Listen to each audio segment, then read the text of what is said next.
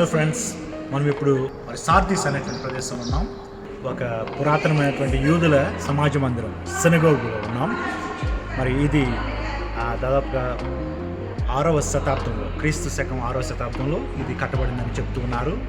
దానికంటే ముందు మరి ఇక్కడ దాదాపుగా 900 సంవత్సరాల క్రితం దీని క్రింద భాగంలో ఒక మరి రోమన్లకు సంబంధించినటువంటి ఒక దేవాలయం, లేకపోతే రోమన్లకు సంబంధించినటువంటి ఒక గుడి ఉండేటువంటిదని చెప్తూ ఉన్నారు. దానిపైన ఈ యొక్క సినగోగుని కట్టారని చెప్పేసి అని మనకి చరిత్ర చెప్తూ ఉంది.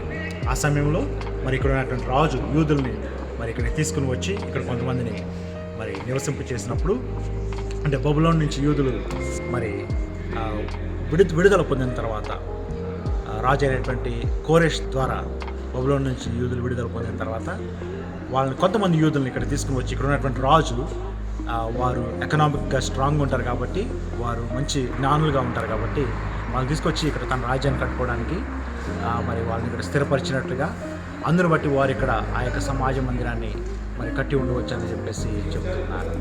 సో ఇది మరి యూదులు ఇక్కడ ఉన్నారు అనడానికి ఒక రుజువుగా మనకి కనబడుతుంది. ఈ త్రవ్వకాల నుంచి బయటకు తీసి ఈ యొక్క సమాజ మందిరాన్ని ఇక్కడ నిలబెట్టారు. ఇప్పుడు మనం చూస్తున్నటువంటి ఈ ప్లేస్ ఏదైతే ఉందో, మరి ఈ ప్లేస్లో వాళ్ళు టోరాని పెట్టేటువంటి వారు, అంటే ధర్మశాస్త్రపు చుట్ట, మరి పెద్ద చుట్ట, ధర్మశాస్త్రం రాసినటువంటి చుట్ట, అది ఇక్కడ ఈ స్థలంలో పెట్టేటువంటి వారు.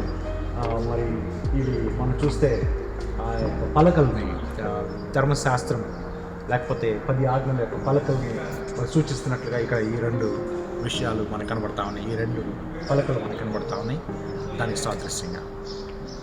సార్దీస్ నుంచి మీకు అందరికీ శుభాలు తెలియజేస్తున్నాను. Greetings from Sardis.